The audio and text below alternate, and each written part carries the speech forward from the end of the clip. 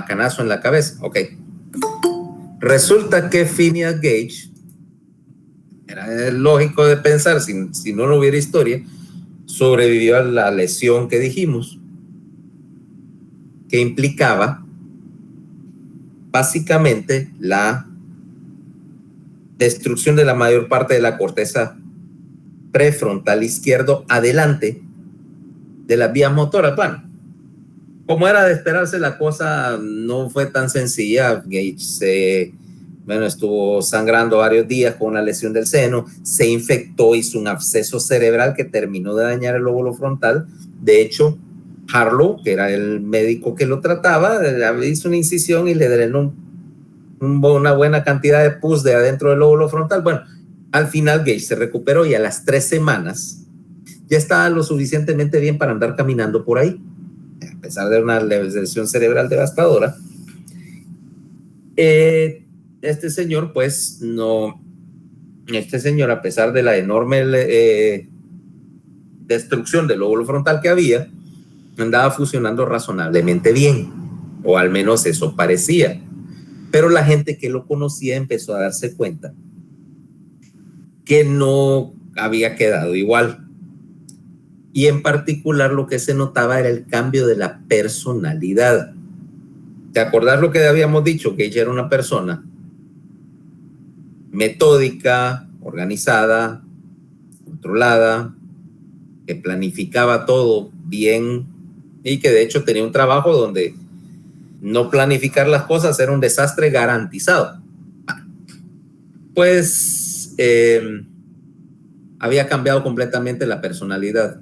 Ahora era irreverente, peleón, daba pleito con todos y por cualquier cosa discutía, no respetaba a nadie, y como decíamos, era una persona bien educada originalmente. Ahora decía malas palabras a diestra y siniestra, y hacía literalmente lo que se le ocurría. Si le daba la gana, si le entraban ganas, por ejemplo, de orinar, el tipo sencillamente se ponía a orinar en mitad de la calle, aunque hubiera gente presente, literalmente le valía. Tanto así que unos días después, sin embargo, podía mantener una conversación e intelectualmente no parecía tan afectado. Un poco tiempo después, el tipo fue de vuelta al ferrocarril a pedir de vuelta su trabajo, ¿va? A cargo de los explosivos. Pero los jefes de él lo vieron pero tan diferente. Dije, no, este man no está bien. Y no le dieron trabajo. Empezó a beber a lo descontrolado. Y en vez de ahorrar su dinero, como decía, ahora le tenía el centavo que lo caía, se iba a jugar cartas y a meterse a la cantina, cosa que nunca había hecho. O sea, definitivamente había un cambio enorme en la personalidad. Bueno, pues estuvo un tiempo por ahí tratando de ver qué hacía, y al final de cuentas, como decíamos, funcionaba intelectualmente razonablemente bien. Se aburrió y se fue. ¿Ok? Se aburrió y se fue.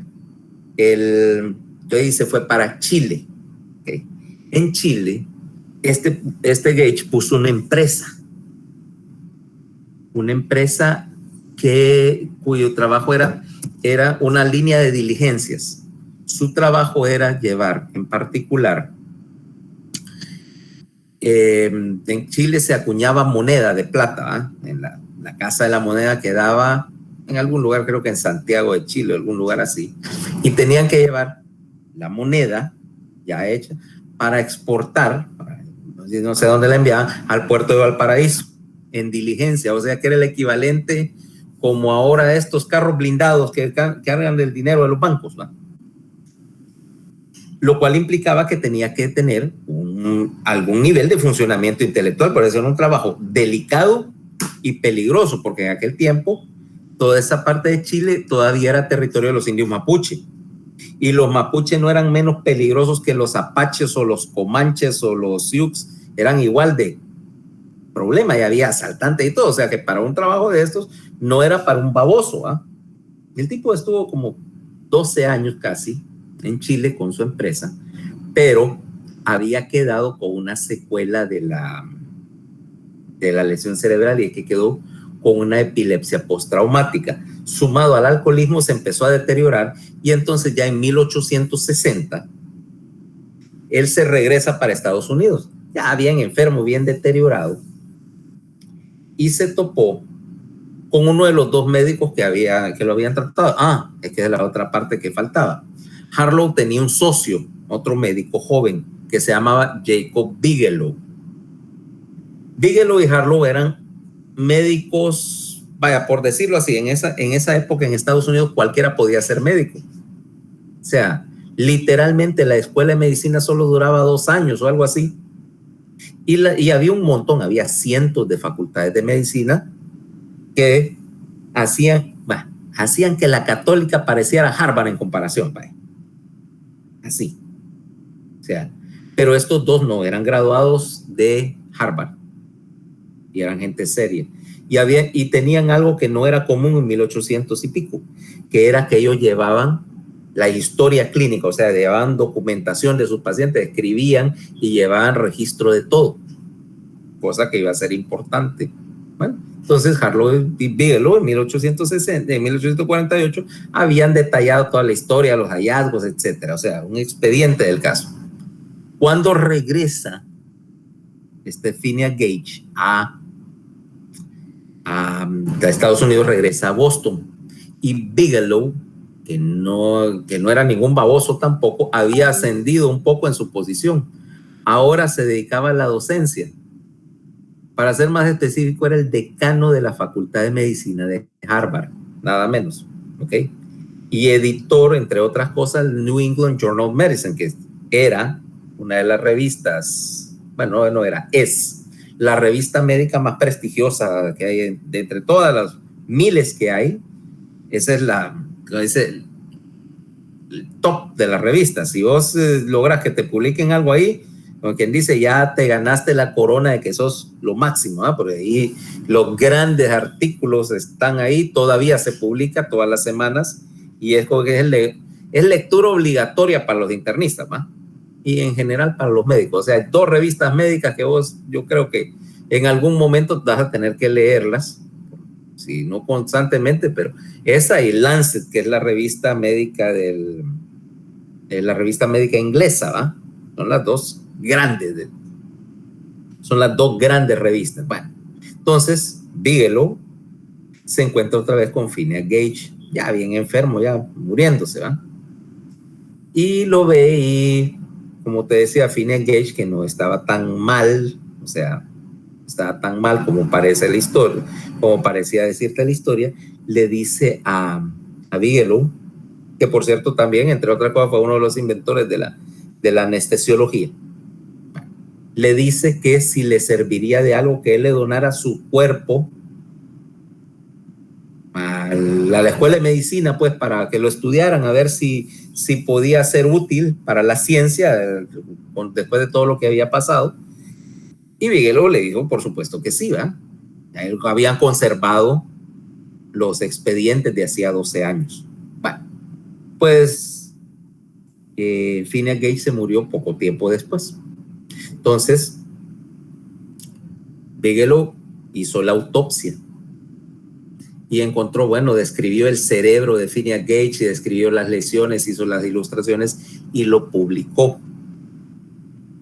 Lo publicó, por supuesto, en el New England Journal of Medicine. Ahora, ¿qué tiene que ver todo esto? O sea, vos me dirías, ya había habido casos de descripción de lesiones cerebrales y sus cambios localizados, pero esta era la primera vez que alguien había hecho una descripción y le había dado seguimiento por un montón de años para demostrar que no era algo transitorio, sino que la lesión era permanente y que era bien localizada. 2,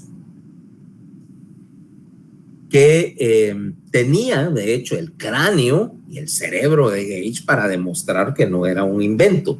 Y 3, que quien estaba publicando no era un médico desconocido ni en una revista desconocido, era una autoridad, una de lo que es los nombres grandes en medicina de la época y en la revista más prestigiosa de todos. O sea que el factor credibilidad acá era muy diferente, ¿verdad? Esto, si lo publicaron acá y lo publicó alguien con ese récord académico, pues obviamente no va a ser un invento, no va a ser una tontera ni una especulación, ¿ok? Y entonces ese era el primer caso donde se había demostrado, de alguna manera, la existencia de una lesión cerebral localizada te causaba un defecto localizado. Entonces había un antes y había un después. Y de hecho tenía la evidencia física para probarlo. Es más, para aquellos de ustedes que les gusta dudar y que creen que todo esto es un invento, vayan a Boston. En Boston está el hospital de la Universidad de Harvard, el que se llama el Peter Ben Brigham, ahora se llama el Brigham Women's, ¿ah? Que ese es de esos lugares como la meca. Para un cirujano esa es la meca, porque en el último piso del hospital hay un museo, hay una cúpula, así un anfiteatro, con el techo es de cristal, así como una cúpula para que entre la luz. Y ese anfiteatro es donde se hizo el primer procedimiento quirúrgico bajo anestesia, el primer quirófano construido con el fin de operar. Porque antes la gente operaba en la cama del paciente, ¿verdad? O en una mesa, en cualquier mesa improvisada, en la cocina, en cualquier habitación. Ese era el primer quirófano, ahí empezó la cirugía moderna. O sea que es como para decir, vaya, para que se dedica a la cirugía es la meca, y de ahí venimos, porque antes de eso solo era amputar patas a lo loco y tal vez coser heridas sin anestesia, esa clase de cosas que son más carnicería que cirugía, pero ahí se hizo, o sea, ahí nació todo el arte quirúrgico, ¿va? Moderno.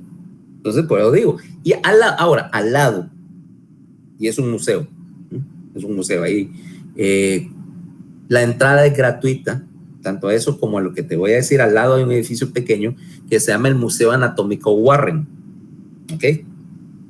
La entrada es gratuita una vez que vos te identificas como estudiante de medicina o como médico, ¿ok? Soy médico, de aquí tengo mi carnet, etcétera. Y puedes entrar, hay un montón de artefactos. No te permiten tomar fotografía, por desgracia, pero ahí está una vitrina, y en una vitrina está el cráneo de Phineas Gage, conservado para que vos lo veas. ¿Te acordás de la barra de hierro que le atravesó el cráneo? Gage, y con el pedazo de hueso, Gage la conservó de recuerdo y la anduvo cargando por 12 años por allá por Chile, y al regresar la andaba cargando todavía. Cuando se murió se la donó a Bigelow y está en el museo junto al ¿cómo se llama? El cráneo, el pedazo de hierro y todavía el tuco de cráneo clavado en él, ¿va? No puedes tomar fotos, pero ahí venden, en la tienda del museo venden postales, así con, si quieres reproducción del cráneo de Gage. Déjame ver si encuentro por acá en la internet para que veas lo que te digo.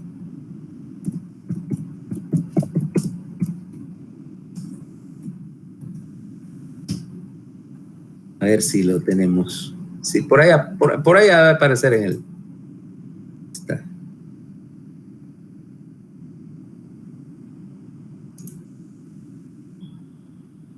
A ver.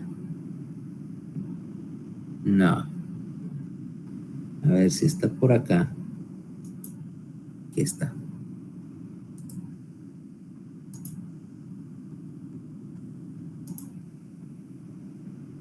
Bueno.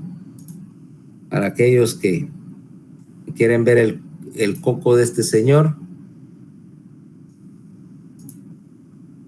ahí está el cráneo, ¿ah? Empezó toda esta historia. Con el agujero, mira, ahí está arriba el gran agujero y el corte que hizo Bigelow hace mucho tiempo, ¿ah? Entonces, hasta ahí entonces puede decir, ok, ahora ya tenemos la localización de las funciones cerebrales, ya esto es un hecho consumado, ¿ah? Pero hay un problema.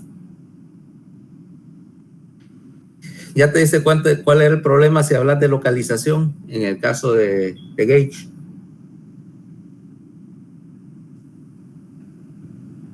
Porque decías, tiene una lesión demostrada y una serie de síntomas. Ok, perfecto. ¿Cuál es el problema desde el punto de vista metodológico con atribuirle esa lesión a esa parte del cerebro de Gage? Con ese caso.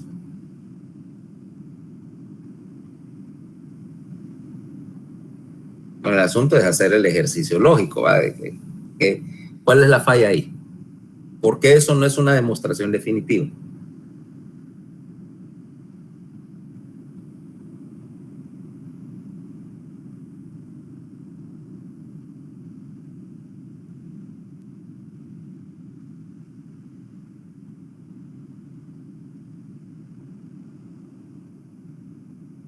A ver, Mario, ¿por qué no pudiera sacar una conclusión como esa? Decir, mira, la función de la personalidad está en el lóbulo frontal izquierdo a partir de toda esta historia larga que contamos.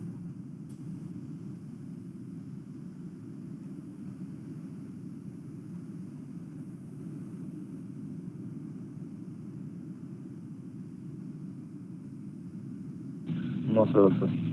Miren, la medicina no solo es aprenderse datos, no solo es aprenderse lo que está en el libro o en la página de red. La idea de toda esta discusión, admisiblemente larga, vaya a decir, dedicarle un día entero de clase a todo esto, es porque una de las cosas que ustedes tienen que aprender, que tal vez no les enfatizan, no sé por qué, es que muchas de las cosas que nosotros hacemos implican la capacidad de hacer deducciones lógicas. ¿Okay? Hacer las deducciones lógicas, de hacer un poquito de Sherlock Holmes, de hacer un poquito de análisis. Lo que está haciendo, bueno, si no te gusta Sherlock Holmes, puedes hacerlo estilo Gregory House, mucho mejor, ¿no?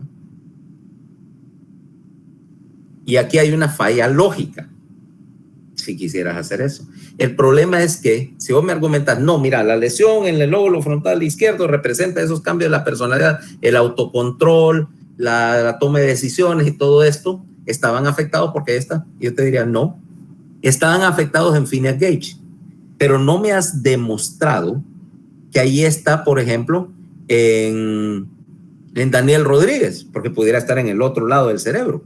Ese era el caso de Phineas Gage, y lo puedes demostrar para Phineas Gage, pero podrías demostrarlo así para los demás 7 billones de personas del mundo.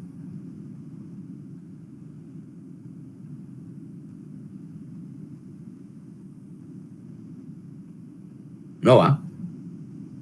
Porque lo que vos buscas cuando estás haciendo este tipo de deducciones es un patrón. Y para hacer un patrón no se puede hacer con uno, porque eso es un caso, no es una línea, no es una curva, es un punto. Y entonces te pasaría lo que yo le he dicho desde que estudio medicina, le digo a mi hermana, mira, hermanita, yo quisiera encontrar otra que fuera así, exactamente como vos, en este mundo, para tener 2 casos y definir el síndrome. Para definir algo necesitas un patrón, y para hacer un patrón necesitas por lo menos 2. ¿Ok? O sea que hasta ahorita tenías la única cosa que habías logrado quitar era quitar el fantasma de la frenología, de que no, que eso es imposible. Es posible ahora. Y ya no es una chabacanada de feria, ni el invento de dos personas que se sacaron eso de la cabeza. Esto era una demostración científica de que había que podía haber localización de la funcionalidad en la corteza. Pero claro, no era una prueba definitiva. Necesitabas un patrón. Bueno, saltémonos 7 años para adelante. Vámonos a 1867 y nos regresamos a París. En París, los hospitales son una cosa interesante, porque los hospitales públicos de París están concentrados. Vamos a hablar un poquito. En París hay un pedazo de terreno, voy a poder decirlo así, un sector, vaya, que había sido primero una cantera de salitre, de nitrato de potasio. Salitre, una cantera de salitre de donde se sacaba el nitrato de potasio para hacer pólvora. Se llamaba, y por supuesto le decían la salpêtrière, que es En francés, quiere decir algo así como la mina de salitre. Me perdona el que habla francés, pero yo lo mastico muy mal. Con el tiempo, eso dejó de producir salitre, entonces ahí los franceses se les ocurrió poner la casa de la risa, le digo yo, o sea, el asilo de los locos. Hicieron un montón de edificios, un montón de hospitales o de albergues, y ahí estaban los locos. En un principio los tenían con condiciones terribles, ¿verdad? Condiciones francamente de campo de concentración, pero incluso volvemos a 1763, ¿no? ¿Te acuerdas que hablamos de él? Y en ese año allá a la Salpêtrière llegó un médico llamado Philippe Pinel y se le ocurrió siguiente, dice, ¿vos sabés qué hacían con los locos antes de Philippe Pinel? O sea, de las cosas que le ponen los pelos de punta a cualquiera. Entonces, acordate, si llegabas con un trastorno de la conducta, te decían, por ejemplo, un tiempo decían que la locura era porque tu cerebro se recalentaba, que le decían la fiebre cerebral. Entonces lo que hacían era que te rasuraban la cabeza, para enfriarte el cerebro, ¿va? Básicamente lo que hacían era torturarlos. Entonces agarrabas ¿cómo se llama? Y dices que para refrescarlos los metías en una cubeta gigante y una especie de silla. No experimentaban con ellos, porque realmente no había experimentación, sino que era lo que se le ocurría. Agarraban a estos pobres locos y los metían en una silla, así en una gran cubeta de agua, sumergirlos y sacar, dije, para enfriarlo, hasta casi ahogarlo, y lo volvían a meter. Y, ¿cómo se llama? Lo que ahora hacen en Guantánamo con los de ISIS, ¿vale? La tortura del submarino, aplicado como tratamiento. Esta gente vivía, ya te imaginas, desnudos, encadenados a la pared como animales, tiraban la comida. O sea, que eso no era tratamiento, eso era literalmente una cárcel para desaparecerlo de la vista. Pues Philippe Pinel llega a 1763 y les dice, y empieza a decir, ¿y por qué tratamos a la gente como animales, va? O sea, ¿por qué los vamos a hacer sangría? ¿Por qué los vamos a macanear? ¿Por qué los vamos a tratar así con una puya como que son animales salvajes? No, quiten las cadenas, báñenlos, denles de comer, trátenlos como personas y les va a ir mejor. Y efectivamente, obviamente que la mejoría se notó, ¿eh? Entonces, fue la primera idea del tratamiento de las enfermedades mentales, no como algo repulsivo, sino como una enfermedad, como pacientes, pues, que había que tratarlo como personas, aunque parezca absurdo en esta época, pues algo tan lógico, pero las cosas eran así. Bueno, entonces la Salpêtrière se convirtió en un hospital de enfermos mentales. Y en aquel tiempo todavía no existía la separación que tenemos ahora entre neurología, neurocirugía y psiquiatría, ¿verdad? Para no era enfermedades mentales, no había manera de saber si era un problema orgánico o era un problema psiquiátrico, ¿ok? Y todos iban al mismo hospital. Todavía, fíjate que eso fue hasta los años 50 que los hospitales, decía, hospitales para enfermos mentales, y había un ala que era neurología y neurocirugía, y el otro lado era el ala psiquiátrica. Todavía queda una, y la revista decía, revista de neurología y psiquiatría, muchas de ellas se separaron y se hicieron ahora revistas separadas, todavía queda una, el JNNP, el Journal of Neurology, Neurosurgery and Psychiatry, que te acepta artículos de las tres. Bueno, pues entonces, cuando llegabas a un hospital de estos de enfermedades mentales, ahí habían lo que ahora consideramos neurólogos y otra gente dedicada más a la parte psiquiátrica, vaya, pero. Y de hecho la Salpêtrière todavía existe, o sea, ahora se llama el Complejo de Hospitales de París y están todos los hospitales públicos ahí, obviamente modernizados desde hace 200 años. Está la Salpêtrière, la Pitié propiamente dicho es el hospital de emergencia donde llegan todos los casos de trauma, Está Santa Ana, que maneja neurocirugía y neurología. Está el otro que maneja cardiología, no me recuerdo cómo se llama, San Francisco, no sé qué. Ahí cerca, están todos cerca, así los bloques en ese mismo sector de París. Bueno, y se hizo famoso, mandaban gente de toda Francia, porque tenían fama de bueno. Y había miles de pacientes. Acordate que en esa época un hospital para enfermos mentales, entrabas y solo había dos maneras de salir: o te curabas o permanecías ahí hasta que no te curaras, o te morías ahí en el hospital. Podías estar 20 años, era un asilo más que un hospital, ¿ok? Y como no había realmente tratamiento, pues básicamente si te ingresaban ahí, lo más probable es que nunca fueras a salir, estabas asilado. Entonces ahí en 1867, vamos a saltarnos al grano, ¿eh? Y había ahí trabajando uno de los fundadores de la neurología. No existía el término neurología como tal, pero este señor hacía eso. Un señor que se llama Pierre-Paul Broca, Pedro Pablo Broca. Pierre-Paul Broca tenía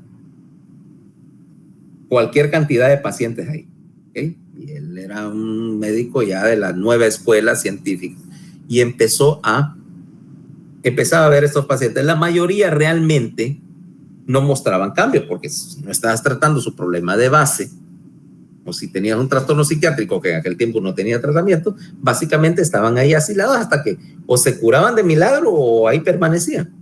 Entonces, sin embargo, la función de los médicos era que periódicamente había que examinarlos, tomar notas, llevar expedientes, tratar de las otras enfermedades, porque el hecho de que estuvieras loco no quería decir que no pudieras agarrar una neumonía o quebrarte un hueso o algo así. Bueno, entonces ahí había gente que había estado 20 años en el hospital, en el asilo, perdón.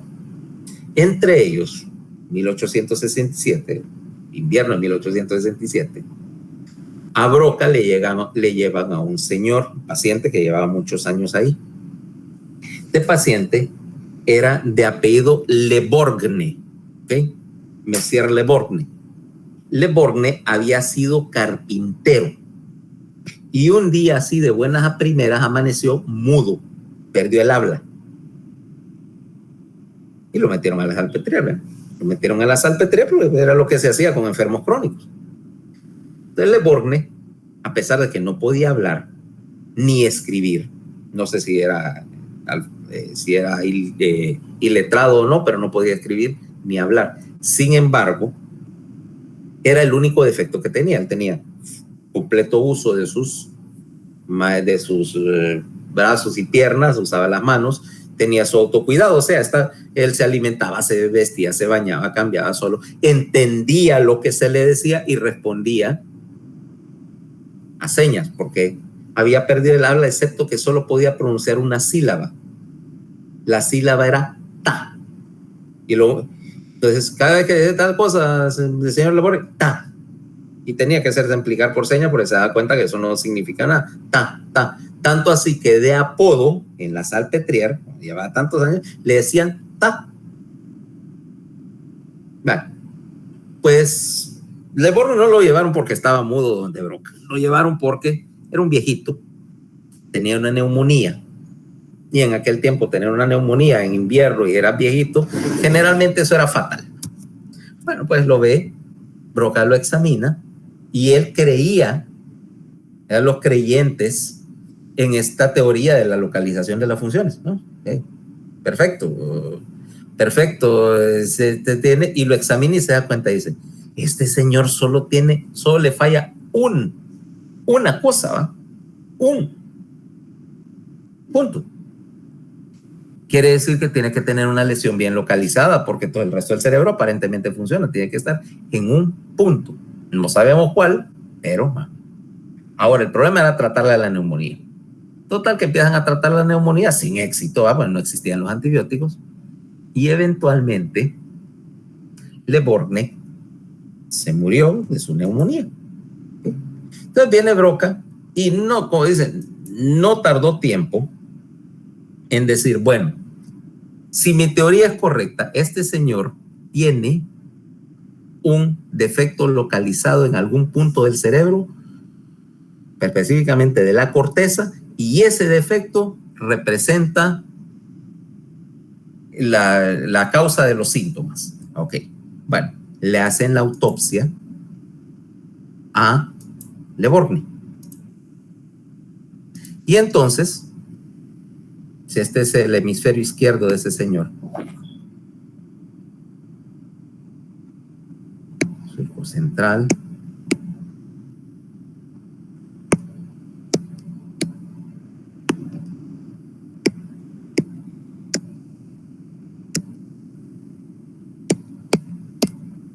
Le Borgne tenía una lesión acá, mira, ¿ves esto?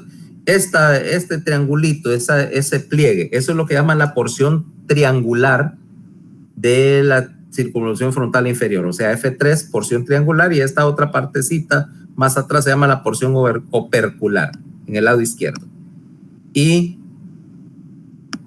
Le Borgne tenía una lesión, en la evidencia de un infarto cerebral antiguo, ahí donde te dibujé en azul. ¿Ok? Bueno, Broca agarra ese cerebro y por supuesto lo conserva en un frasco de alcohol y ya ahí tengo la demostración. El resto del cerebro estaba perfectamente sano.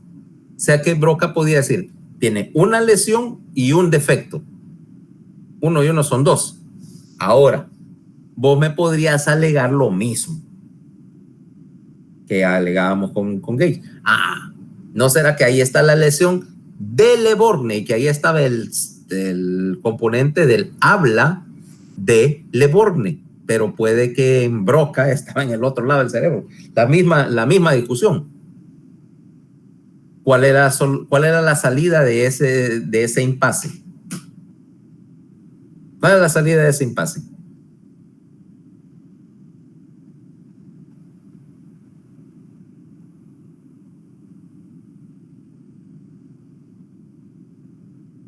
Realizar tal vez más estudios para demostrar que sí era cierto. Basarse en la regla. Uno no es ninguno, necesitabas otro que tuviera una lesión parecida. Vos dirás, cuestión de tiempo, ¿y qué caen? Bueno, medicina hay una cosa, es una superstición, efectivamente, pero una superstición que generalmente pasa. Vaya, por ejemplo, suponete que yo te voy a decir alguna enfermedad rara. Ponele. Una enfermedad rara, qué sé yo, un tumor, un meningioma en niños. Normalmente es un tumor de mujeres de edad avanzada. Y rara vez aparece en niños. Entonces suponete que viene este meningioma y viene un paciente al consultorio, un niño, me trae con una lesión de estas. Ok, tomografía. Es un meningioma en niños, es rarísimo. Estadísticamente yo pudiera decir, bueno, van a pasar a saber cuántos años antes que vuelva el otro. 2, 3 días después me traen otro paciente, otro niño, con ese mismo tipo de tumor. Estadísticamente debería ser casi imposible. Sin embargo, en medicina tenemos esa superstición de la ley de la serie que te dice, mira, si te cae un caso raro hoy, no será raro que te caiga otro de esos mismos casos rarísimos mañana y de ahí a saber cuándo lo va a volver a ver.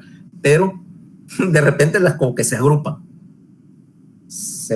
Sépase por qué, pero como te digo, yo sí he tenido esa experiencia de que me caigan dos rarezas una detrás de otra.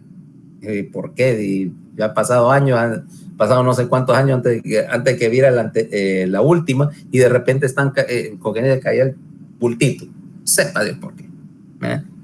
Anomalías de la estadística. Bueno, pues Broca ya tenía uno, necesitaba el otro. Poquito tiempo después le traen a otro viejito. Me pasó con la pineal. Con los pacientes sí, pero bueno, el caso es que yo tenía un tumor cuadrigémino pineal y llegó otro al hospital. O sea, no me llegó a mí, yo no lo iba a operar, pero sí llegaron. En un momento tenía 2 lesiones de pineal en la sala al mismo tiempo, cosa que es estadísticamente rarísimo, a menos que tuvieras un centro de investigación, un centro de referencia donde llegan esos casos, donde te refieren esos casos, es decir, mira, aquí somos expertos en glándula pineal, aquí no hay banda, pero un hospital general, como el que yo estaba, las probabilidades estadísticas de que tuviera dos para escoger, eran de no sé cuánto uno. No, los dos no eran míos, pero sí los estaba viendo. ¿eh? Pero bueno, volviendo a Broca. Entonces le llega otro viejito. Mi historia dice, con una neumonía, lo cual no era raro, pues, porque habría no sé cuántas neumonías en París en un invierno frío, etc. Este viejito, que también estaba hacía un tiempo en la Salpêtrière, era de apellido Lelong. Lelong tenía una historia muy parecida. Había perdido bruscamente el habla hace algún tiempo y solo manejaba 3 palabras. Este estaba un poquito menos malo. Decía 3 palabras. Oui, o sea, sí. No, es no. Y coton. Coton quiere decir algodón. Él había sido comerciante de telas, ¿verdad? Telas y eso. Entonces se le quedaron esas 3 palabras. Oui, no, coton. Y las podía utilizar, ¿ok? Apropiadamente. Cuando él decía oui, cuando quería decir sí, quería no, cuando quería decir no. ¿Ah? Entendía perfectamente y no tenía otro defecto motor excepto que su, ¿cómo se llama? Que su expresión de lenguaje estaba limitado a literalmente no es sí o no y cotón, y cuando tuviera que decir algodón podía decir la palabra, pero de ahí había perdido el resto del habla. ¿Ok? O sea, esencialmente el mismo caso. ¿eh? Y la misma idea, bueno, un viejito con neumonía, Lelong efectivamente pasó lo que habría de esperarse y se murió. Broca, que tenía los 2 casos, dice, si mi teoría es correcta, Lelong tiene que tener la misma lesión, ¿correcto? Y ya tendría 2, ya lo puedo demostrar. Entonces, viene y por supuesto, en cuanto este señor fallece, Broca le hace la autopsia y encontró en Lelong una lesión en la corteza cerebral, así más o menos, en el mismo sitio, en la porción opercular de la circunvolución F3 del lado izquierdo. Ahora, Broca tenía 2, tenía un patrón. Ya podía decir, el primero podía ser coincidencia, pero ¿cuáles eran las probabilidades de que 2 pacientes con los mismos, con síntomas iguales tuvieran una lesión igual? Obviamente que ya no era una cuestión de casualidad, ya había causa. Entonces Broca ya podía demostrar que había un patrón. Por esos días había un congreso mundial de neurología. Bueno, lo que iba a ser la neurología. Congreso de enfermedades mentales en París. Entonces Broca vino y fue a presentar su trabajo, ¿ok? Sobre la localización de las funciones. Acordate, él no era el máximo en el mundo, pero era un neurólogo reconocido, era profesor de la universidad. Profesor de la universidad y una persona reconocida en medicina. Y además él estaba dando su lectura ahí de su presentación, y en la mesa aquí tenía el cerebro de Le Borgne y aquí tenía el cerebro de Lelong, para que no hubiera duda de que no me lo inventé. Miren, ahí están las 2 piezas anatómicas para que todo el mundo las mire. Que yo recuerde, no estoy muy seguro, creo que los cerebros todavía los conservan en no sé qué museo anatómico en París, que tienen por lo menos el famoso cerebro de Tanga, que está por ahí. Yo no sé dónde está, no te puedo decir ahí, como el caso de Gage, que es público y a la vista, ya supongo que lo tienen en alguna colección, pero aparentemente ha sobrevivido durante los pasados 150 años, ¿va? Y estaba ahí. Ahora ya tenías una demostración, Broca fue el primero que demostró que tenías podía relacionar una lesión específica con un defecto específico, o sea que había una localización y que no era casualidad, sino que lo podías encontrar en más de un paciente. Y entonces, de hecho, ese pedazo de cerebro se le conoce todavía como el área de Broca. Y la lesión, este tipo de afasias expresivas con compromiso de la ejecución del lenguaje, pero con la compresión conservada, que vienen de lesiones en esa parte de F3, todavía se les conoce como las afasias de Broca, ¿ok? En honor al descubrimiento. Bueno, a partir de entonces, bueno, ya está demostrado, tenemos localización cerebral, empiezan a buscar, y entonces 3 años después un inglés que se llamaba Ferrier demostró que la corteza motora estaba en el área justo adelante del surco central. De ahí Franz Anton demostró que la corteza visual estaba en el occipital y así sucesivamente. Pero el problema es que, como dicen, eran casos aislados y ahora necesitabas ver 2 cosas. Uno, que sistemáticamente iba a ser bien difícil establecer las funciones así, pero pasaron 2 cosas.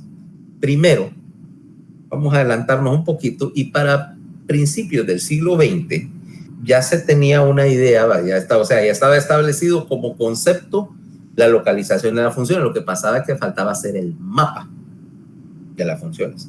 Entonces viene y ¿te acordás de Corbinian Brodmann, ¿no? En el mismo hospital donde trabajaba Corbinian Brodmann había un profesor de cirugía, Fedor Kraus. Kraus era cirujano general. En aquel tiempo los cirujanos generales eran generales, te operaban todo: ojos, oídos, nariz, boca, todo, con 2 excepciones que la mayoría no tocaban: corazón y cerebro. El primer cirujano que en el corazón, las lesiones cardíacas se consideraban intratables. Sí hubo un par de casos. Estuvo de hecho, un cirujano en Chicago que era más distintivo porque él era negro, en la época en que a los negros no los dejaban ejercer la medicina, ¿ok? Y con mucho sacrificio trabajaba en un hospital y había intentado sin éxito reparar una herida de corazón en 1896. Se llamaba Caplele. De ahí otro italiano que se llamaba Guido Farina lo intentó poco. Hasta en 1897 fue que se hizo la primera reparación de una herida cardíaca por un alemán que se llamaba Ren, ¿okay? Y dentro de, ya podemos operar corazón. Vale, perfecto, no es imposible. Pero cerebro, mira, eso es una cosa que a los neurocirujanos nos calienta un poquito la candinga, ¿va? Que las lesiones cerebrales todo el mundo les huye, ¿va? Mira, y lo ves, por ejemplo, tu cirujano general promedio, que es una cuestión de personalidad. Viene de cirujano general, obviamente saben manejar abdomen, su campo, pero no, que es una lesión de tórax. Llaman al cirujano torácico de tu cirujano general promedio, no, yo puedo, dame, esto yo lo sé hacer. No, que el riñón, que el urólogo, no, hombre, si puede el urólogo, puedo yo también. Si a reparar yo reparo. Y que cirugía plástica se atreve. Y que viene un tipo todo desbaratado, tal vez no está en la ortopedia, sí, pero voy adelantando y se meten y hacen.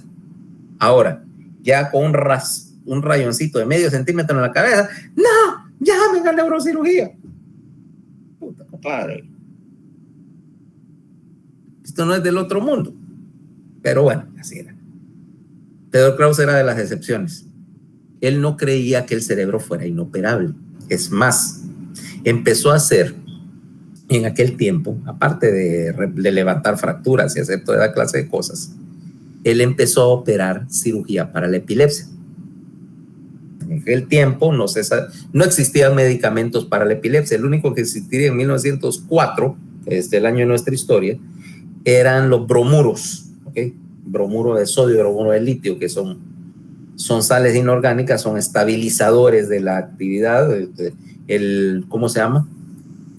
Bromuro de sodio y bromuro de litio actúan cambiando los voltajes de membrana, pero son una cosa súper inespecífica, ¿verdad? Muy poco efectivo.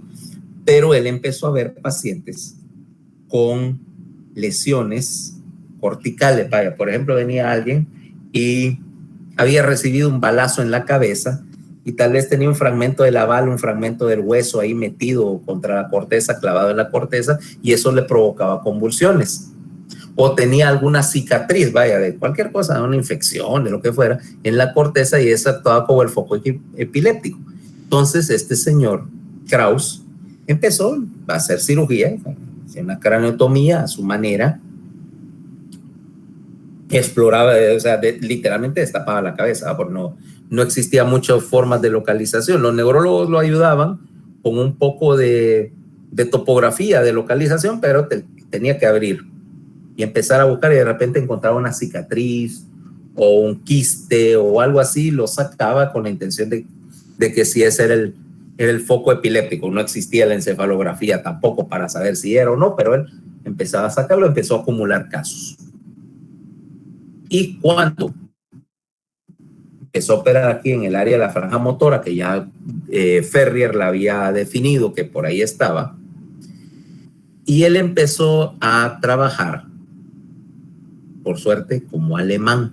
Vos sabés que los alemanes tienen fama de ser sistemáticos. Entonces él entraba, cuando estaba viendo, de hecho la mayoría de las epilepsias que él trataba eran crisis motoras, porque obviamente los efectos se podían correlacionar. Entonces él destapaba la corteza motora y se ponía a explorar.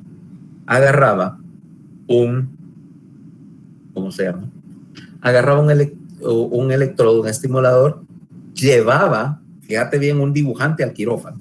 Entonces estaba ahí el dibujante y estaba ¿cómo se llama? Este señor Krauss, y empezaba a estimular, no sé, desde arriba de la corteza, ok.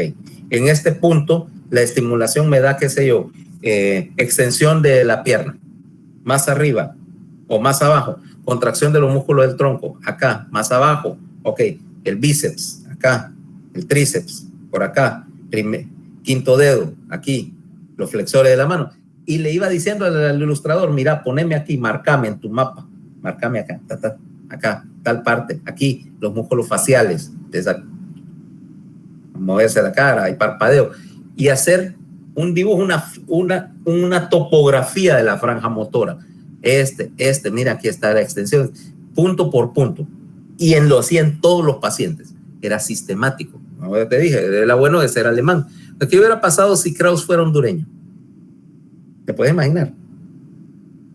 Tenía el estimular la corteza. Sí, se movía la mano. ¡Ea! ¡Qué pinta, loco! ¿Otra vez? Ya llamaba adelante. ¡Ey, pues ya lo ahí! Vas a ver qué cool. Y llama, venga, púyenle el cerebro al cliente, púyenle al paciente. Y aquel paciente así. Pero nadie escribía nada. Somos hondureños, no escribimos nada. Y la babosada se hubiera perdido para la ciencia. Afortunadamente era alemán. Bueno, pues Krauss estaba escribiendo un libro. Se llama Tratado de las Operaciones Quirúrgicas. Krauss publicó su libro y su ilustración de la franja motora en 1913. ¿Okay? El libro se tradujo a muchos idiomas porque era uno de los textos estándar de la época sobre cirugía. Ahora, este libro de 1913 era la primera representación gráfica de una topografía cerebral, y este señor habían avanzado. Fíjate que él describe, por ejemplo, abordajes a la base del cráneo, por lo que se llama, lo que uno hubiera pensado que es algo súper moderno, que es para entrar aquí a la base del cráneo, enfrente al tallo, a través de la boca, por un tipo de maxilotomía que vos dislocás la mandíbula, la cortás por mitad, movés la mitad para acá para ampliar tu campo, cortás el maxilar acá, arriba y abajo, y lo separas, lo que se llama, yo le digo un procedimiento de depredador. ¿Te acuerdas del depredador, va? El de la película. Así, para abrirte. Te puedes imaginar hacer eso en 1897, 1898. Tipo era un astro, en otro nivel de cirugía. Pues él hizo su mapa de la corteza motora. Pues resulta que yo leí el libro edición de 1915, un libro de hace más de 100 años, y tenía una ilustración de la franja motora. De hecho, ese libro estaba en donde yo estudié, estaba en la biblioteca del hospital donde yo estudié, es un hospital antiguo del siglo XIX, y el servicio de neurocirugía ahí está desde 1931. Pues hay una colección así en la anaquel, había una colección de libros de medicina, de neurocirugía, desde los inicios de la neurocirugía, y ahí estaba ese libro, la primera edición en español. ¿Qué crees que hice con ese libro de la biblioteca del hospital? Se lo llevó a su casa. ¡Ah! Y aquí está la ilustración, espérate. Está todo, lo tengo que mandar a reencuadernar porque obviamente es un libro antiguo, ¿va? Pero mira, ahí está el mapa de Krauss, edición de 1915. De hecho, se está cayendo a pedazos. Espérate, voy a hacer algo que no se debe. Mira. Con cada una de las funciones, extensión de los dedos, es el primer mapa de la corteza. Y aquí está, mira, aquí hay otro de vamos a ver las páginas separadas, mira. Krauss hacía dibujando sus craniotomías, estamos hablando de hace 100 años, y este señor ya se estaba metiendo a operar epilepsias. Aquí hay un caso, dice, la niña fue operado dice, el 2 de junio de 1911.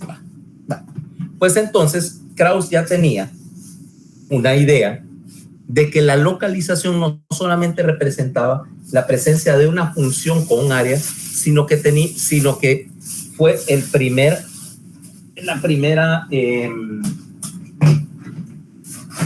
clasificación, por así decirlo, de lo que ahora llamamos una distribución somatotópica, o sea que había un orden de las funciones. Bueno, 1913 él publica su libro, y un año después, ahora el problema es que, claro, él era uno solo, y como te decía, los cirujanos no operaban mucho de cerebro. Entonces, la progresión de las lesiones, muchas veces necesitas encontrar una fuente grande de pacientes. Un año después ibas a tener la mejor fuente de pacientes que puede haber. Agosto de 1914. Es la Primera Guerra Mundial. La Primera Guerra Mundial.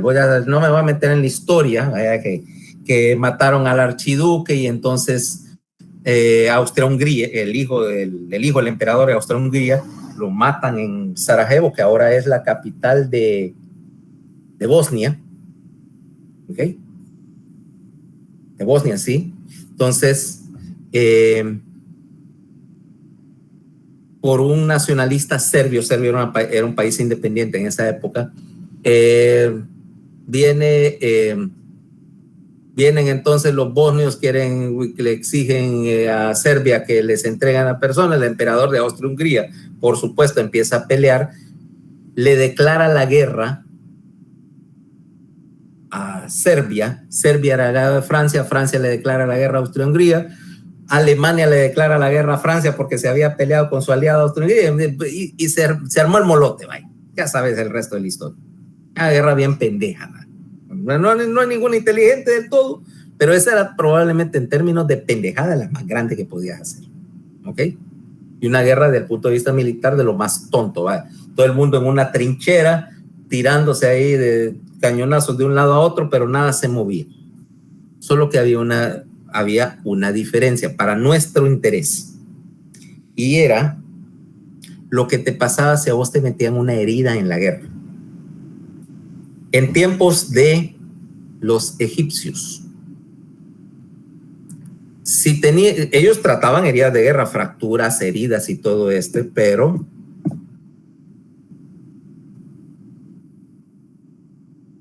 si te herían en la cabeza, permíteme, ya vamos a ver lo que pasa. Si te herían en la cabeza en Egipto, ¿qué era lo que te pasaba?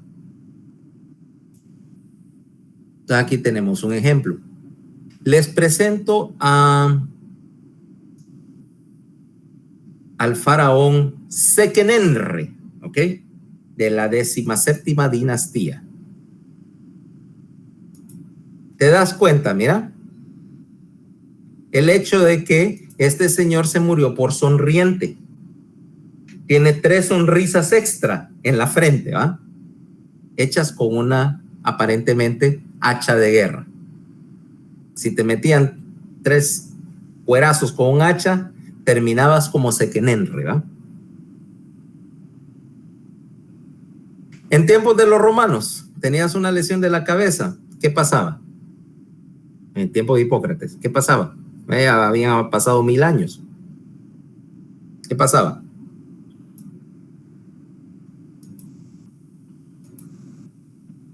Te morías, por supuesto.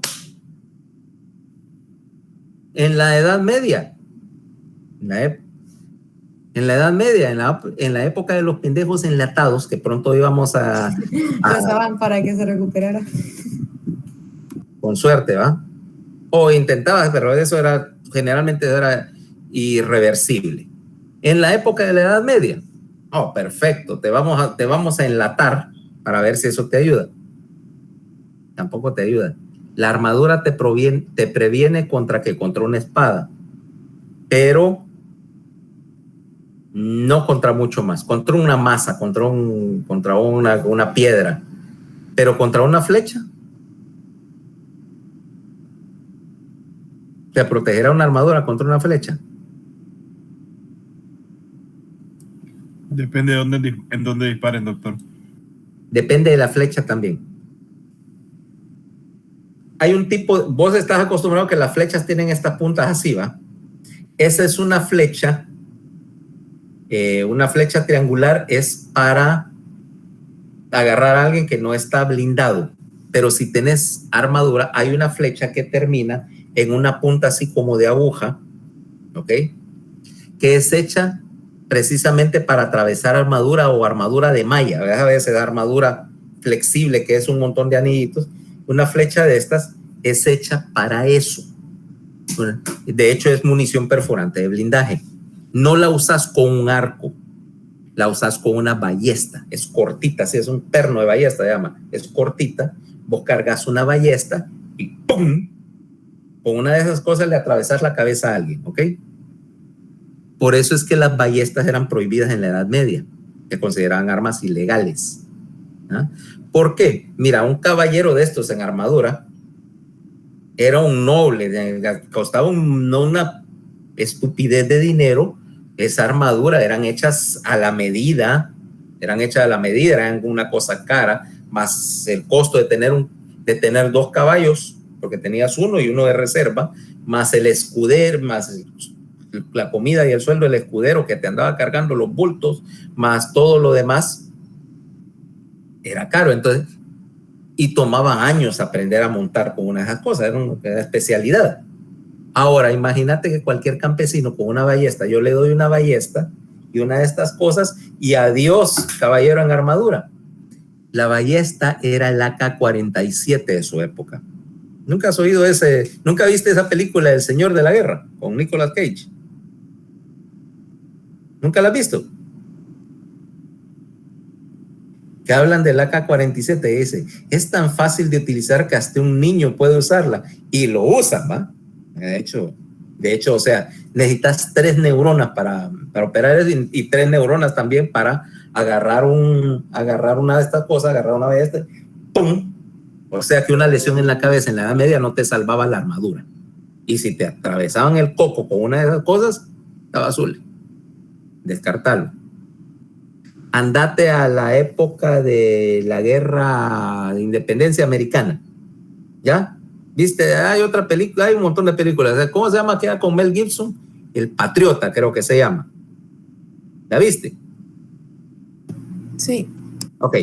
¿Te acuerdas cómo disparaban? Que estaba el mosquete, los mosquetes se cargaban por la boca, entonces limpias el mosquete con la varilla, pólvora, varilla, taco, bala, carga la varilla, mueve el pedernal a medio, clac, echas un poquito de pólvora aquí en la cazoleta, termina de montar, preparen, apunten, fuego. Aquí hay un masón, por cierto, y una pata. Mira, esas cosas patean como no tenés idea. los mosquetes de pólvora, esos que cargan por la boca, y luego todo a repetir toda aquella babosada para recargar. Y el alcance es bien poquito, es como 50 metros, no tienen nada de precisión. Pero, entonces dispara, ¡blum! Luego el otro, ¡blum! A cargar. Ya sabes esa escena. Y que hay una parte donde dice, donde vienen avanzando los ingleses y le dicen a los americanos, disparen ustedes primero, señores. Eso no era de cortesía. Le decían, disparen primero a ver si caías en el truco, porque una vez que disparaban, toma como 1 minuto volver a cargar aquella papada. Créeme, y te cansas de estar retaqueando eso. Te lo digo porque ya me puse a jugar con una cosa de esas una vez. ¿Ah? Entonces, dispara porque como eran de un solo tiro, en lo que estaba recargando, te fregaban. Bueno. Entonces, en la guerra civil de Estados Unidos, no habían avanzado mucho, a pesar de que fíjate que entre los egipcios y la guerra civil hay 2.000 y 3.000 años, pero no había cambiado la situación en términos de heridas de guerra, había mejorado la tecnología. Pero en la guerra civil, ¿qué era lo que te podían tratar? Si te herían en un brazo y la herida solo atravesaba la carne, mejor te quedabas con tu unidad, que te echaran un poco ahí de whisky o algo de alcohol para lavarte la herida, te vendaban y te quedabas calladito, porque mejor te ibas y dejabas que las cosas fueran por su lado. Ahora, si la herida fracturaba un hueso, entonces había que amputarte. Y la amputación era una cosa horrible. El hospital, no existían los hospitales de campaña, sino que donde estaban peleando hacia unos 200 metros estaba una tienda de campaña y estaba el cirujano. Cirujano no era cirujano, conste. Cirujano podía ser médico, pero a veces era un estudiante de medicina. Ustedes lo hubieran mandado a eso, a cortar patas. En un barco el cirujano, podía que hubiera un médico a bordo, pero el cirujano, el ayudante, era el carpintero del barco, porque tenía las sierras para cortar patas y era como también remendaba las velas, tenía el hilo y la aguja. Así como en esa película de Master and Commander, ¿va? Están operando en medio del cachimbeo dentro del barco. Y en tierra, pues tenía una tienda, estaba el cirujano, muchas veces era un carnicero, al fin y al cabo tenía la herramienta para cortar. Estaba ahí, vos podías saber dónde estaba el hospital porque a 200 metros se sentía el tufo a carne podrida, ¿va? Porque afuera, te imaginas aquel montón de patas cortadas, una montaña de patas cortadas y las moscas dando vueltas. El cirujano estaba, el traje estándar del cirujano no era nuestras pijamas de colorcitos de ahora, sino que era un delantal de cuero tieso de sangre, ¿va? El delantal para protegerte tu ropa. Y estaba ahí, entonces te llevaban, para amputarte, te llevaban arrastrado, ¿va? Entonces, entre 4. Y ahí lo que había era unos cuantos cuchillos, una botella del único anestésico que había. ¿Ya sabes cuál era el anestésico? De la época. Alcohol. Old Panther. Old Panther, XXX decía. Entonces venían, te acostaban ahí, te agarraba cada uno de tus compañeros, uno un brazo, el otro una pierna, así, ¿va? Entre 4, ¿va? Venía el cirujano, agarraba la botella de whisky, te daba un trago para que aguantara, métase uno, ¿va? Agarraba él, por supuesto, antes de colgar la botella, se metía uno él también, porque esa parte del ritual, y agarraba una bala y te la daba. ¿Has oído hablar ese término con ese? Muerda la bala, compadre. Muerda la bala, con que diga, aprétela, ¿va? O aprétela. Esa palabra sí la he oído, es muy hondureña. Aprétela. Porque lo que harían es que hagan aquella bala ahí, que mordieras y no gritaras. Entonces venía el cirujano, así, 2 cuchillazos para llegar hasta el hueso. Cierra. Porque acordate, no te estás anestesiando con nada y tenés 90 segundos antes de que el dolor te vaya a dar un infarto.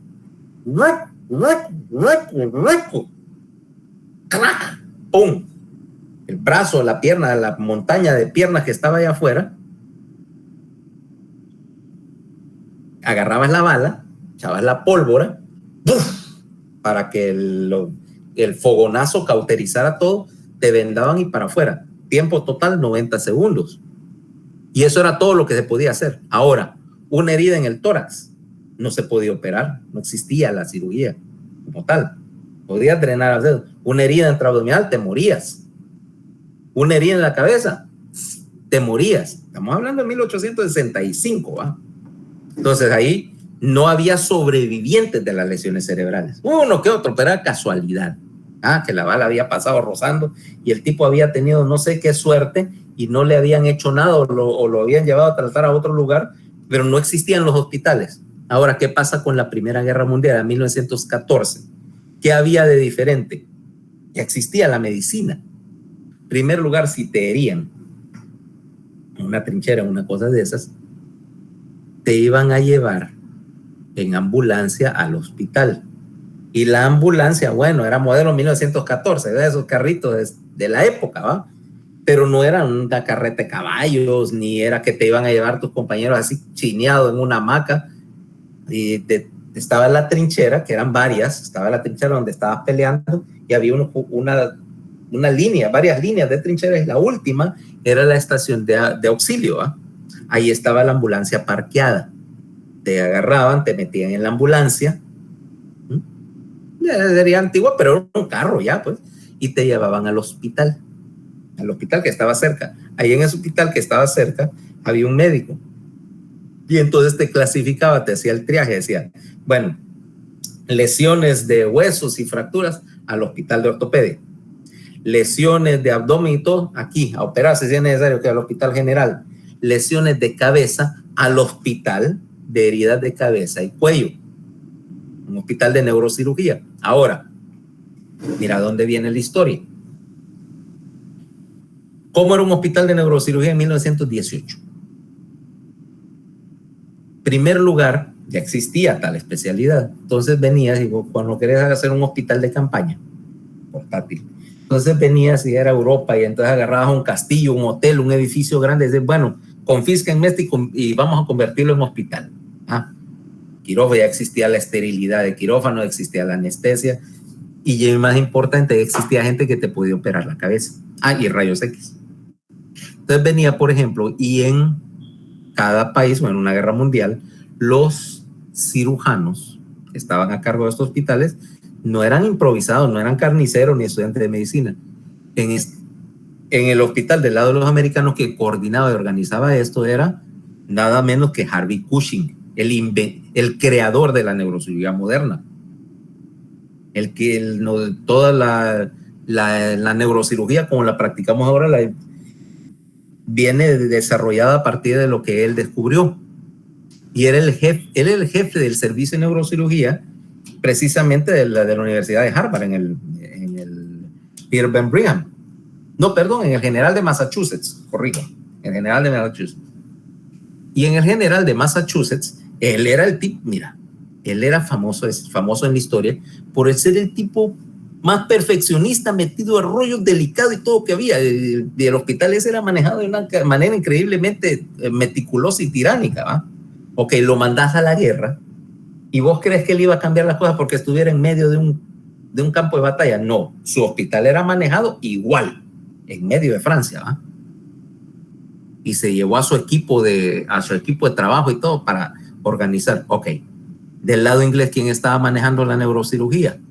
Sir Victor Horsley, el primer hombre que le abrió la cabeza en 1896 a alguien, le sacó un tumor cerebral y el paciente sobrevivió para contarlo. Y créeme, 125 años después, sacar un tumor cerebral y que el paciente salga entero todavía es un buen trabajo. No es como decir, voy a sacar un tumor ahorita, rapidito. No, eso hay que hacerlo planificado si no querés dejar al paciente torcido, ¿va? Del otro lado, en Alemania, estaba Otfried Förster, otro de los creadores de la especialidad, o sea, profesores universitarios manejando hospitales. Y, por supuesto, alguien que ha hecho 10,000 casos y 2,000 tumores cerebrales, sabe lo que está haciendo. Entonces llegabas, te mandaban a este hospital, ¿y qué hacían? Te desinfectaban, te rasuraban la cabeza, y te tomaban radiografía, ¿va? La de frente, la lateral y lo que se llama un estereopar, dos oblicuos así que vos lo ves en un visor como un Viewmaster para hacer 3D y localizar en profundidad. Ya no se usan los estereopares ahora que tenemos tomografía, pero te tomaban radiografías, te llevaban y entrabas al quirófano. En el quirófano obviamente estaba todo el mundo esterilizado, estaba el anestesiólogo, te daba anestesia, obviamente era con éter, que era lo que se usaba en esa época, hace 100 años. Estaba Harvey Cushing, se lavaba, te lavabas, te esterilizabas, te ponían tu ropa, tu mascarilla, tus guantes y a operar. Es más, mira, pongámoslo así. Suponete que a mí de la máquina, vamos otra vez con la máquina del tiempo, y me dijera, mira, vas a operar un caso en 1763. Es decir, no, aquí no existe la neurocirugía. Ya existían los taladros y los trépanos, pero bueno, no hay esterilidad, no hay guantes, no hay, es decir, aquí qué tontera vengo a hacer, ¿va? Mándame a la guerra civil de los americanos en 1865 y la misma historia. Aquí con qué voy a operar si no, pacientes no lo pueden dormir, no sé dónde está la lesión, no tienen instrumental, en medio con las moscas revueltas, ¿no? Pero en 1918 eso era un quirófano. Las radiografías estaban ahí en el visor pegadas porque entraba el paciente, estaban ya las radiografías para ver, había transfusión de sangre y todo lo demás. Ok, yo ya méteme en la máquina del tiempo y mandame en 1918. Ok, voy a ver, ok, que está aquí. La única cosa que no hay en esa época es el electrocoagulador para sellar los vasos. Es la única cosa grande que falta. Pero yo he trabajado sin coagulador. Esa es una historia para otro día, cómo se hace. Improvisando, calentar, puedes poner aunque sea ¿cómo se llama? Un mecherito con una llama y una pinza y calentarla al rojo así para y estar calentada y tener así como un fierrito caliente para sellar, y eso, lo ha hecho en alguna emergencia. Okay. Y vos llegás, ya digo yo, me lavo, me ponen, eso de los guantes parecían de los guantes para jardinería, así todo grueso, no han inventado la manera de hacerlos delgaditos, ¿sí? Por supuesto, yo me hubiera quejado, pues odio los guantes gruesos. No tengo un guante mejor, pero máscara, entramos y yo veo, está el instrumentista, ok, se puede trabajar, instrumental es el mismo, ¿sí? Lo más que iba a decir, ok, me dan las placas y la pregunta clásica, ¿cómo está posicionado el paciente? Ok, ¿dónde está la nariz? Ok, ¿cuánta rotación tiene? Perfecto, ya sé la posición, ok, vámonos, bisturí. Y hubiera podido trabajar casi con completa comodidad, excepto porque no había cauterio, ¿va? Y probablemente en 1918 dijera, no, hombre, dame una que tenga filo, porque yo no sé por qué. Aquellos que se hagan cirujanos algún día me van a recordar cuando les diga, yo no sé por qué demonios no pueden mantener las tijeras con filo en los instrumentales. Siempre, y yo no sé por qué siempre la primera que te pasan es la más desafilada. Y a mí me pueden las tijeras sin filo. Bueno, pero ¿qué pasaba? Quiere decir que número uno te estaban operando. Ok, ahí se ha habido 100 años de avance, pero te estaban operando un profesional con experiencia, con tecnología razonablemente moderna, con esterilidad y que ya se había desarrollado una técnica. Podemos sacar un fragmento de bala, lavar la herida, parar el sangrado, reparar, o sea, hacer en gran medida lo que seguimos haciendo 100 años después, pues no es diferente en concepto. ¿Qué pasaba entonces con los pacientes? Permítanme. ¿Aló? Lo llamo en 10 minutos, que son una reunión. Bueno, entonces, ¿qué pasaba con los pacientes?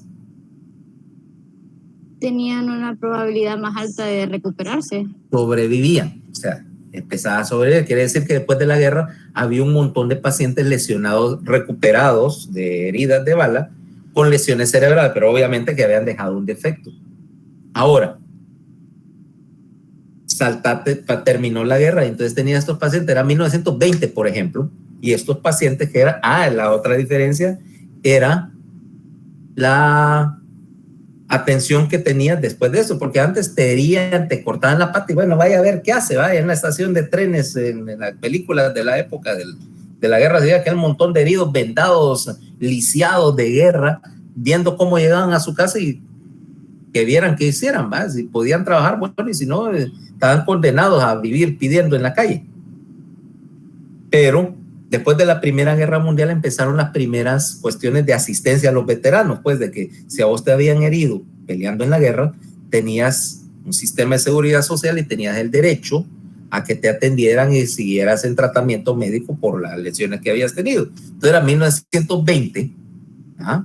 Y entonces ya ibas a consulta, por ejemplo, que te habían herido un balazo en la cabeza, llegabas al hospital, estaba tu expediente, por supuesto, del hospital de la época de la guerra, con los hallazgos y lo que habían hecho en la cirugía y las radiografías estaban ahí, por supuesto, en el mismo sobre, y podías ver ahora el antes y el después. Entonces ya podías compilar una evidencia de dónde estaban las lesiones que se habían ocurrido y qué defectos tenía, o sea, la lesionología. Y no era un paciente, eran miles. O sea, ahí se podía decir, bueno, necesito 300 pacientes con lesiones del lóbulo frontal derecho. Ahí hay 300 expedientes, escójalo y analícelo. O sea, tengo suficientes para hacer un promedio, para hacer una estadística. O necesito 500 con lesiones de la franja motora, ahí hay 500, ¿va? Entonces tenía. Y a todo esto, eso estaba sucediendo. Primero, los pacientes del ejército americano lo estaban haciendo en Estados Unidos, todo esto. En Inglaterra había, pues, el servicio de salud inglés estaba haciendo lo suyo. En Alemania lo mismo. En Rusia, que también participó en la guerra, bueno, ahora era la Unión Soviética, pero el mismo propósito. Y cada quien estaba haciendo sus mapas de las diferentes áreas de la corteza bajo el principio de que una lesión causaba un defecto, y entonces iba haciendo una gran carta cerebral y estabas haciendo tu mapa. Ok, aquí está tal área, tal función, aquí está mapas funcionales independientes, porque el americano tenía uno, el inglés tenía el otro, los franceses tenían un tercero, pues también estaban los franceses, estaba Claude Vincent, creo que era el que estaba manejando la neurocirugía en Francia en ese momento. Y cada quien estaba haciendo un mapa de las funciones, un mapa por lesionología, ¿va? Entonces, ¿qué pasaba si comparaban los mapas? Ya después de la guerra, decir, ok, cada quien hizo sus mapas, comparémoslo. Los tres mapas empezaban a coincidir, ¿correcto? Y quiere decir que eso valida, porque ya no es casual, no es que yo hice los mapas y así me salieron. Porque fíjate que el mapa que hicieron los rusos es igual, o sea que no puede ser que los dos hayan cometido la misma trastada, son iguales. Y el mapa de los alemanes, igual, ok. Ahora, esos son mapas funcionales, clínicos. Agarrás esos mapas y los superimpones al mapa de Brodmann. El mapa de Brodmann, acuérdate, Brodmann nunca tocó un paciente vivo en toda esta historia, ¿verdad? El mapa de Brodmann era un mapa histológico. ¿Y qué pasaba con los dos mapas cuando los sobreponías? Coincidían, no exactamente, pero casi exactamente. O sea que podías decir que, número uno, la histología y la función estaban definitivamente correlacionadas, porque cada función estaba asociada a un patrón histológico. O sea, la forma y la función son uno solo. Regla número uno. Regla número dos. Aunque no es una correlación del 100%, es lo suficientemente buena para decir que como todos los mapas coinciden, uno valida al otro, pues no puede ser casualidad. Número tres, muy importante para nosotros, que yo puedo utilizar el mapa de Brodmann entonces con sus numeritos prácticos para utilizarlo como referencia topográfica para las funciones. O sea que puedo decir, miren, podemos hablar de las áreas de Brodmann para establecer un mapa de las funciones corticales. Decir, ok, refirámonos al catálogo de Brodmann de las áreas, y es más fácil que recurrir que decir el mapa de fulano, usémoslo como estándar y es más práctico.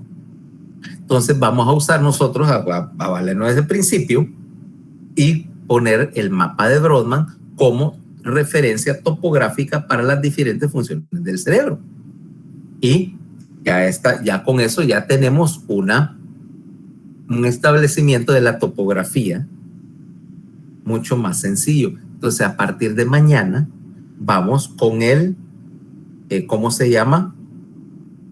Con la localización funcional en la corteza utilizando el programa. Déjenme ver lo que me decían ayer de que no encontraban.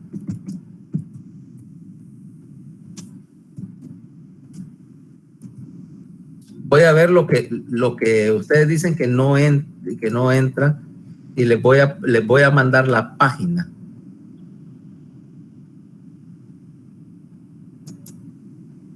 Ok, solo quiero ver que descargue bien. Quiero ver que descargue, no le hayan quitado el Brain Tutor.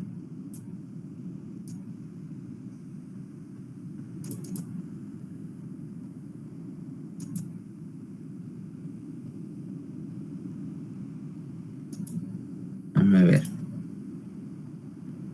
Brainwire download E25. Es que no descarga. ¿Qué estará pasando? Déjame ver. Eso es lo que nos pasa, doctor. Sí, no hace nada. No hace nada. Sí, uno le da a descargar y nada. Ok. Pero ya vi qué versión es. Sí la tengo. Pero la tengo en otra computadora vieja. La tengo que rescatar, ¿verdad? Ahí tengo como 3 computadoras vintage, ¿va? Que todas funcionan. Pero como no se arruinan, yo compro una computadora nueva, tal vez porque esa ya está obsoleta, ya está lenta, y compré una más potente, pero esas ahí quedaron, ahí tienen todo, incluyendo una copia del instalador. Entonces lo que voy a hacer es que lo voy a subir al WhatsApp en cuanto lo saque de ahí, lo pase para esta, ¿no? Aquí no lo tengo. Es que lo que pasa es que aquí estos discos son pequeños y entonces lo instalé, pero no tengo el instalador. Bueno, en todo caso sí, ya lo tengo. Lo voy a subir dentro de un rato para que ustedes lo instalen. Es el mismo que yo tengo para Windows 7, es el mismo que instalé aquí y funciona. ¿Okay? Entonces, ya con eso resolvemos el problema de la PC. Entonces, mañana la localización funcional de la corteza cerebral, ¿ok? Preguntas, bueno, que esto no es nada técnico, ¿eh? Realmente la parte histórica o la parte interesante de todo el asunto para que entiendan el contexto. Entonces, mañana continuamos y mañana sí ya nos ponemos a ver topografía ya en un nivel más técnico, ¿ok? Doctor, una cosita. Usted en el canal tenía 2 videos sobre la FRT, pero ahora puso uno en privado. Sí, porque está en privado, porque ahorita está la cuestión del examen de fisiología y como ellos le entran para que ellos no puedan estar en el examen y viendo el video. Después lo voy a poner a público. Ok. Ya, sí. Vale. Ok, tranquilos entonces. Eso después lo hago público ya después de que no haya problema con tenerlo disponible. Entonces, nos vemos mañana ya con el tema de la localización.